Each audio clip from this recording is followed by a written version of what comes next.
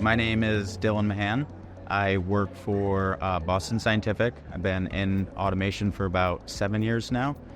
This is my second or third year with Automation Anywhere specifically. And I am the manager of our Intelligent Automation COE within HR.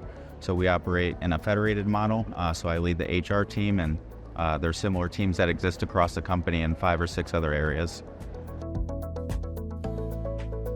I've been using Automation Anywhere. I think I just went over my 2-year mark, so this is the beginning of the 3rd year using the platform.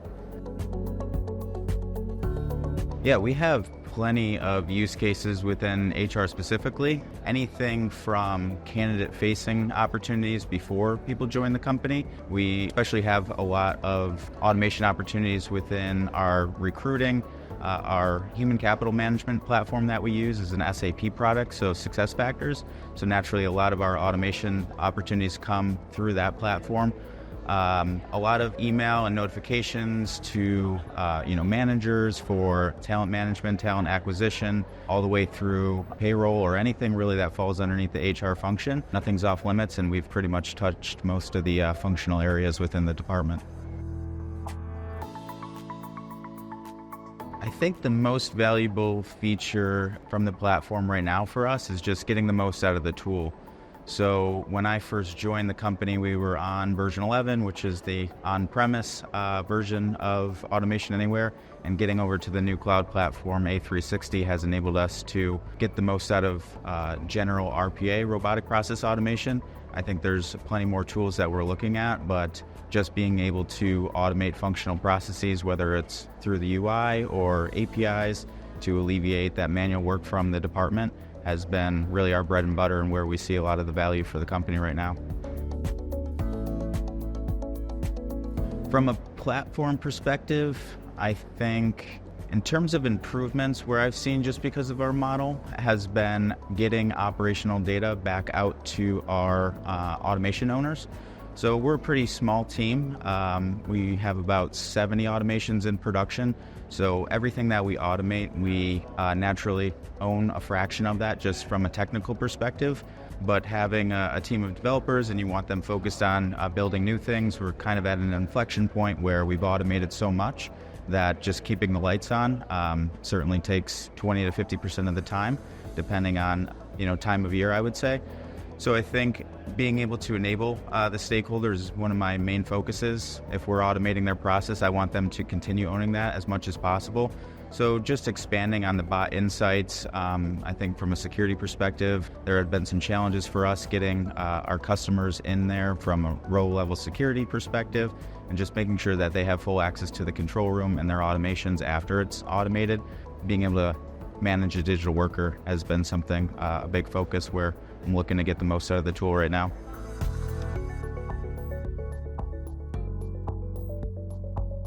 I think a lot of the processes had remained the same, especially in the early years. I think a lot of people were leveraging RPA platforms to go recreate processes how a human was doing them. So it looks and feels probably very similar to how a human was doing it, going across applications over the UI.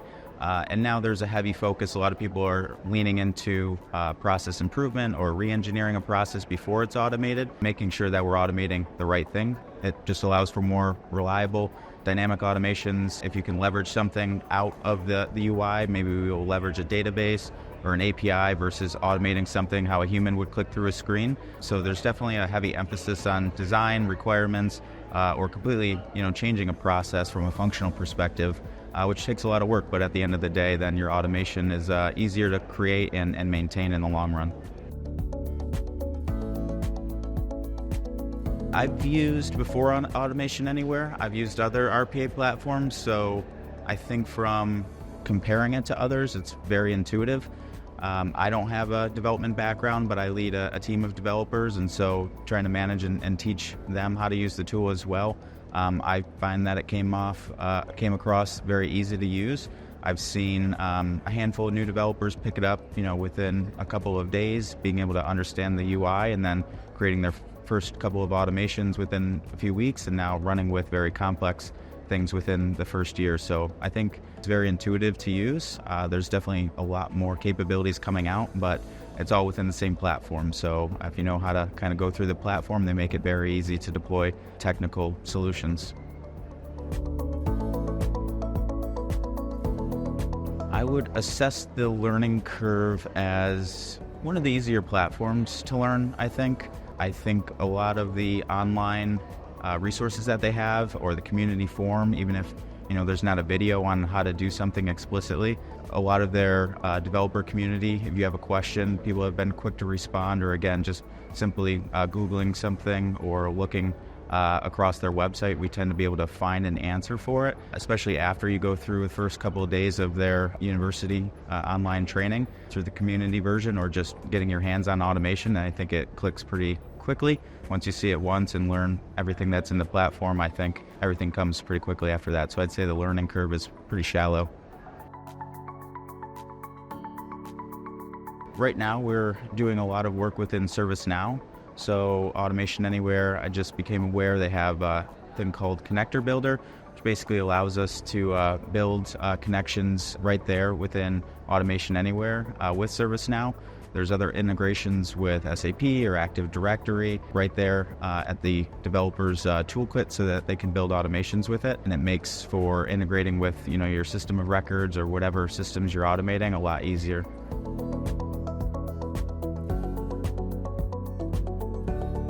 In terms of being able to integrate and leverage any of our SaaS platforms or other on-prem applications that we're automating, we really haven't seen any limitations to it. In theory, what we've seen is we've been able to automate everything. The use of API task bots or just exposing more endpoints from an API perspective makes the developers' lives a lot easier. It's technically a little bit harder, but if you're able to use APIs, then integrating that way will just, again, kind of alleviate future maintenance for automation. So it's definitely really useful to have that in the platform.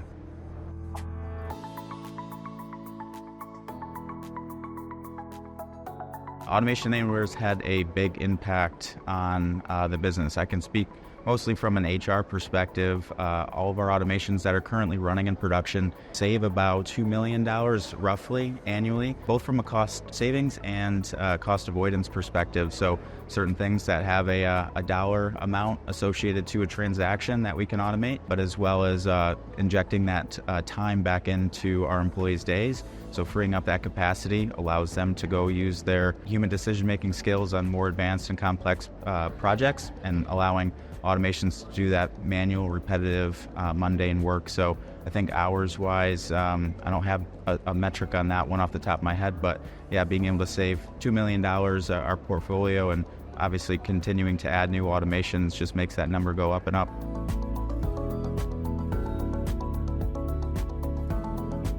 We haven't had any issues with scalability. I think everything from our licensing structure and being able to deploy bots across the enterprise, it's pretty efficient.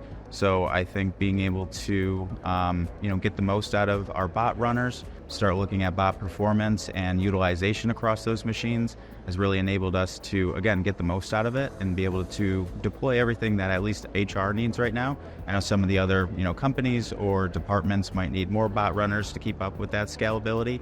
I think when it comes to end-to-end automations and working across COEs in a federated model, that's a different story. I don't think we haven't tackled that yet, but in terms of being able to deliver work for HR at our company, Automation Anywhere has been a huge help, and no issues in terms of getting the job done.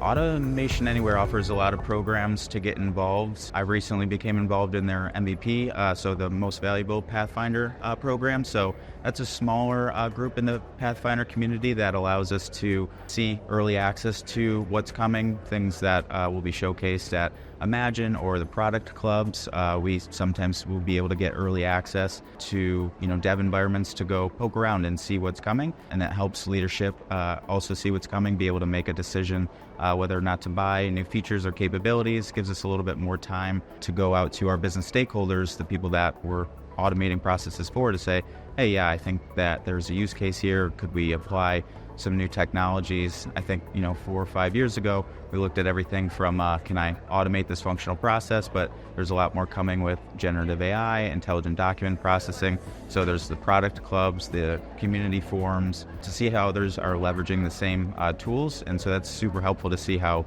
again, other people are applying the same technology, and maybe that will, spark some interest throughout our company. My favorite aspect of the Imagine event has been, I think, finally connecting with everyone in person. I work remotely, so it's nice to see people in person, get to sit in a room and do the bot games again, see some cool new features, and everything around generative AI. I don't hear the term RPA so much. The big focus, in the world is generative AI, so a lot of the keynotes and seeing how people are starting to apply it early, there's a lot of excitement. So it's an exciting time, and I'm very interested to see how we're going to be able to leverage automation anywhere with the new technologies. I would describe the Imagine experience as energetic. I think the world of AI, Gen AI, feels like a bit of a playground. Again, it's generating a lot of buzz all the way up, at our executive level, and I'm sure it's the same for a lot of people. So I see the wheels spinning for everyone, ideas, and I think it's really good to see everyone kind of saying start small. I think it's felt a little bit daunting on, how are we going to apply this, but it's nice to see everyone kind of reiterating the same thing. It's coming, you got to be careful, responsible AI, but starting small, and it's a journey, so it's nice. It's a good pivot.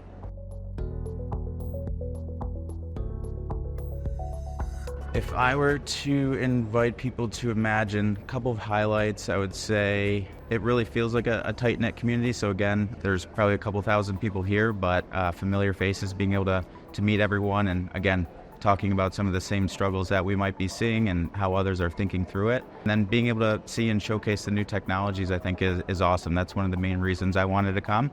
It forces you to kind of take a look at what's coming next and really start to think about how others are applying it so that we can make a decision on where we can help our customers with it. I did. I've used a competitor. I worked with UiPath for about 4 years before Automation Anywhere. A lot of similarities in terms of conceptually robotic process automation, and similar trends in terms of intelligent document processing and process mining and task mining, and I'm sure they have all stuff around generative AI like everyone else now too.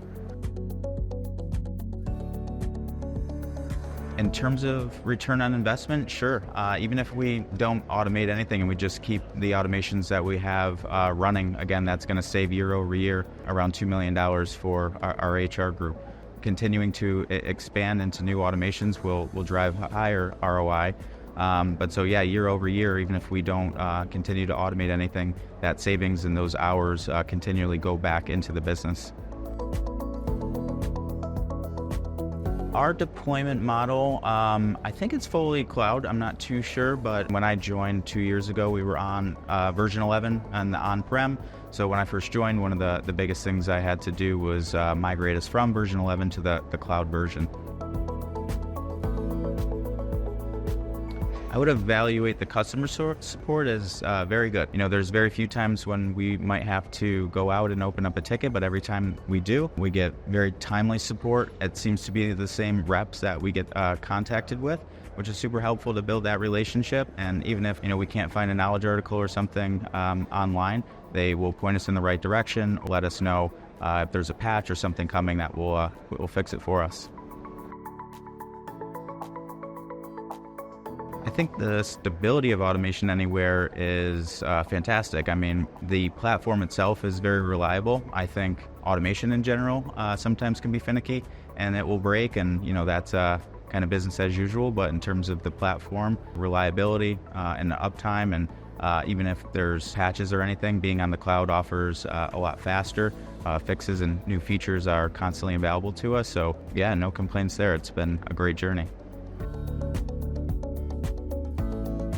Out of a scale of 1 to 10, I would say a solid 8. Maybe not perfect. There's probably a couple little things, but again, even being with the tool for 2 years, so much has changed. It's a playground. There's plenty of features and capabilities. We're just scratching the surface. So I'm excited to see what's next. It's very, very good.